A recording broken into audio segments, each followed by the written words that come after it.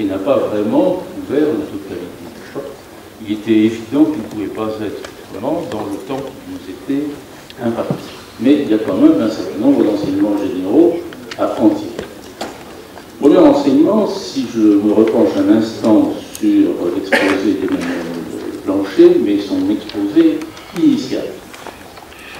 Eh bien, moi, ce que je constate, d'abord en étant très concret, et en séparant, comme l'a recommandé Chantal Renaud, la question de l'électricité spécifique est une question en soi. L'électricité spécifique, faut-il le noter, entre 1990 et aujourd'hui, a cru de 80%, malgré les efforts considérables faits sur la performance des appareils électroménagers ou des questions de cette nature, mais l'équipement des ménages, l'audiovisuel, l'informatique, les data centers, etc., tout ça finit par faire beaucoup. Donc, une très forte croissance. Par contre, si on s'intéresse à la partie thermique, c'est-à-dire pour l'essentiel, le chauffage de locaux, le chauffage de l'eau et la cuisson, on observe une relative stabilité de l'énergie totale finale consommée. Je dis finale parce que c'est comme ça qu'on fait les statistiques de consommation dans le bilan énergétique en France.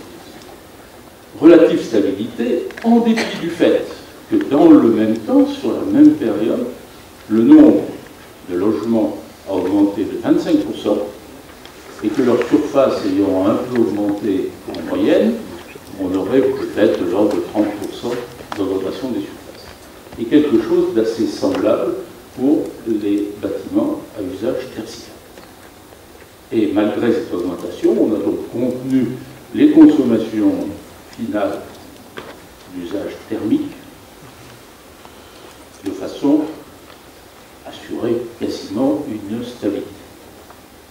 Alors, on peut considérer le verre à moitié vide ou le verre à moitié plein.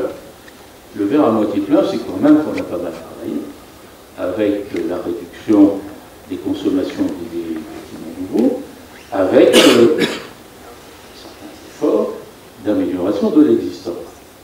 Le vide, le verre à moitié vide, c'est clairement que ça ne suffit pas, parce que nous sommes, comme ça a été signalé, devant une perspective d'accroissement considérable du prix de toutes les énergies qui vont être mises en œuvre, et que le problème du CO2, du moins je suis de ceux qui pensent ainsi, doit devenir de plus en plus prégnant.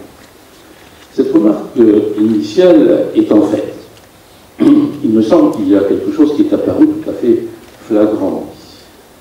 C'est qu'à l'intérieur du bâtiment, il y a un utilisateur.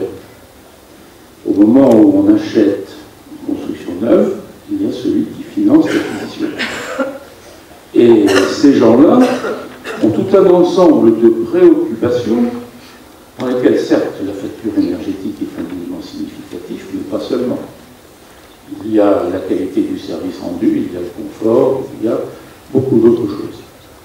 Je dirais que dans une certaine mesure, ça peut parfois nous aider. Tout à l'heure, Thierry Morel a fait non pas un plaidoyer pour le chauffage électrique, mais au contraire, vous a dit qu'il y a un gisement d'économie d'énergie qui est très important. Et ce qu'il propose, c'est de réduire la consommation du chauffage électrique. Je noterai en passant que dans la consommation d'énergie finale aujourd'hui dans le chauffage, l'électricité pèse 13%, le gaz 40%, le fioul 22%, les ENR 22%, essentiellement le bois. Ça, c'est la réalité de la consommation d'aujourd'hui.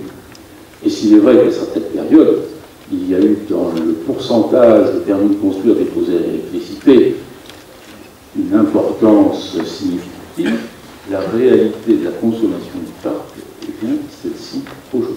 Quoi qu'il en soit, il vous dit qu'il y a un gisement d'économie d'énergie. Le kilowattheure électrique. Très bien.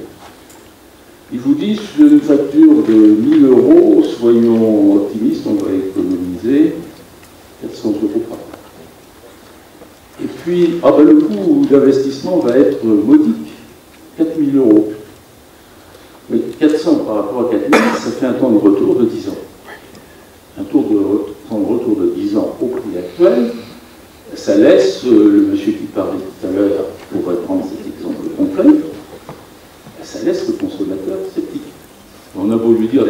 capacité va augmenter, il va dire, oui, mais attendez, moi je raisonne aujourd'hui, et je vais attendre qu'elle augmente. Et je ne veux pas me précipiter là-dessus. Fort heureusement, on est aidé par le fait que, comme ça a été dit, on lui promet surtout beaucoup plus de confort. Et donc, c'est une équation beaucoup plus complexe, dans laquelle le calcul en temps de retour peut être épaulé, voire occulté, par d'autres dimensions beaucoup plus éducatives. Il en va de même de l'effet rebond qu'on a analysé tout à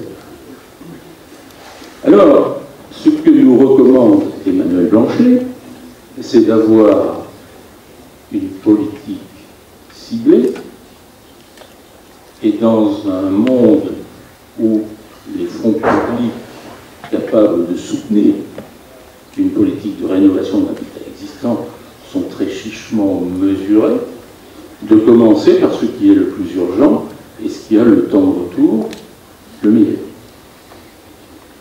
C'est donc une option qui privilégie, pas totalement, mais beaucoup plus, un ensemble de rénovations ponctuelles. Si je mets à part une rénovation globale des logements les plus énergivores, par rapport à des opérations de rénovation. C'est donc une interrogation qui, cette fois-ci, est fondamentale.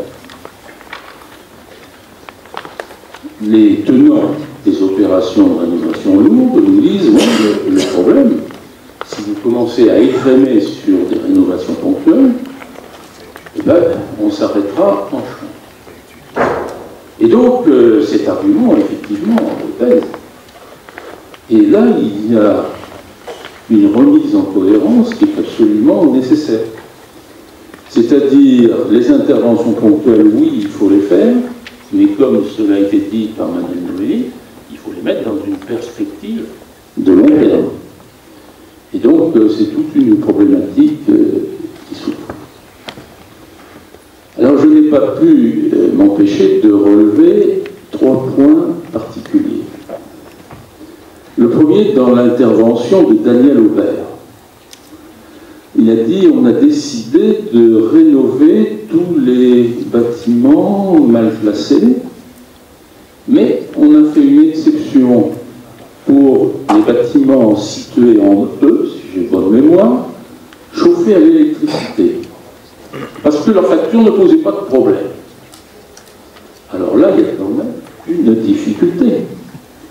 C'est-à-dire que le diagnostic de performance énergétique, qui devrait être l'outil permettant de décider des orientations de politique de rénovation dans un organisme comme l'Union sociale, par exemple, eh bien, on lui fait immédiatement une entorse parce qu'il ne reflète pas la réalité des factures. Et donc, c'est une question sur laquelle l'équilibre des énergies s'est déjà pensé, en disant, au fond, dans cette affaire, le traitement du classement des efficacités énergétiques sur la base d'un concept, certes utile pour faire des bilans énergétiques, mais qui est un concept théorique, qui n'est pas en relation ni avec les économies de comportement, ni avec les décisions d'investissement qui peuvent être prises, ni avec la valorisation réelle des biens immobiliers, pose aujourd'hui un problème. Et nous, personnellement, ce que nous avons préconisé, c'est de nous orienter par une classification fondée sur des factures énergétiques, certes normatives, mais reflétant la réalité des coûts pour l'utilisateur. Deuxième remarque ponctuelle que je voulais faire. David Bonnet a parlé de ce que pourraient apporter les pompes à chaleur en relève de chaudière. Ce qui est visé, c'est essentiellement les 22% de consommation de fioul qui existent encore, qui pourront être réduites, c'est vrai, par une réhabilitation thermique de l'enveloppe, mais il y aura quand même un reliquat important.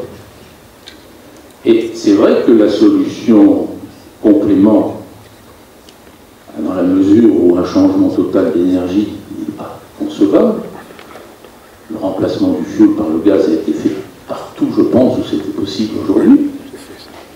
Eh bien, le complément en pompe à chaleur, c'est effectivement une solution prônée et qui n'a pas eu le succès escompté, pour des raisons diverses, sur laquelle il n'y a pas lieu de revenir, mais qui, avec les progrès des pompes à chaleur, est aujourd'hui parfaitement d'actualité. Simplement, pas de chance, EJP a disparu. EJP était l'outil naturel pour valoriser en espèces sonnantes et trébuchantes pour le consommateur les services qu'il rendait en s'effaçant dans une période critique pour le système électrique. Pourquoi ça a disparu? Là, c'est EDF, canal historique qui vous parle. On a coupé l'entreprise en 3 morceaux, et les 3 morceaux n'arrivent pas à s'établir en cohérence tarifaire. C'est très regrettable. J'en ai beaucoup parlé avec nos amis d'EDF, et ils m'ont dit on va s'y mettre. Eh bien, bravo, il faut s'y mettre. Et on verra tout à l'heure que ça vaut encore plus pour l'utilisation de l'outil, pour les smart grids, etc., et que le problème de la politique tarifaire est essentiel. Ce qui rejoint la question que vous avez posée, Madame la Ministre, sur les pointes. Cette question, il ne faut pas esquiver. Alors, quand j'étais directeur général d'EDF, on me disait que lorsque la température baissait de 1 degré par rapport à la température normale de l'hiver, la consommation augmentait de 1100 MW. Et puis on me dit maintenant que quand ça baisse de 1 degré, la consommation augmente de 2300 MW. Donc plus de 2 fois plus. Alors d'où ça vient? Si je regarde la consommation du chauffage électrique officiel, je constate qu'elle a augmenté d'à peu près 20% sur la période. Et donc, grosso modo, on comprendrait que le 1100 MW soit devenu 1300, voire 1500, mais pourquoi 2300? Il n'y a qu'une seule explication possible. Il y a un suspect numéro 1, je ne dis pas que c'est le seul, mais le suspect numéro 1, c'est évidemment le chauffage d'appoint. Il faut que vous sachiez que dans toutes les maisons chauffées au bois aujourd'hui, il y a 2 radiateurs d'appoint électriques cachés dans les placards. Ils vont sortir lorsqu'il fait froid. Que dans des installations de chauffage à combustible fossile, quel qu'il soit un peu sous-dimensionné, parce que mal isolé, parce qu'avec des équipements vétustes, parce que les exigences de confort se sont accrues, et aussi, il faut bien le dire, parce que l'électricité est relativement pas trop chère, eh bien, on sort des radiateurs d'appoint. Et donc là, il y a un problème, et le problème pourrait être ipso facto atténué si effectivement on s'attachait par priorité à la rénovation thermique et à l'amélioration des appareils d'utilisation de ces logements les plus précaires, sans oublier les convecteurs de...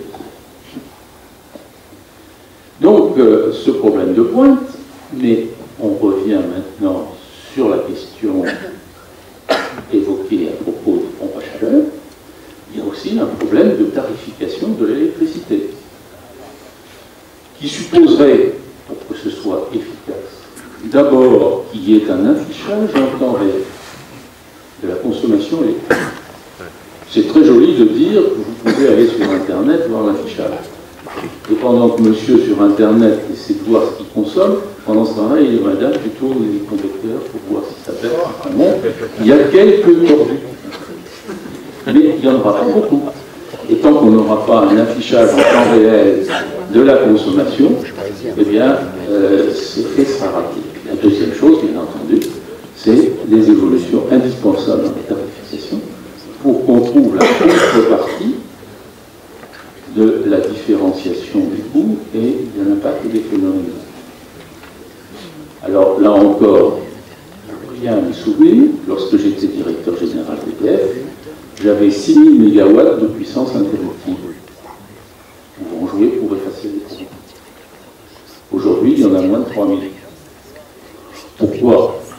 D'abord, malheureusement, parce que c'est l'industrie susceptible de s'effacer, que la déréglementation du marché a conduit à ce que les industriels, aujourd'hui, sont avides de fournitures plates et ne s'intéressent pas à la modulation de l'onde.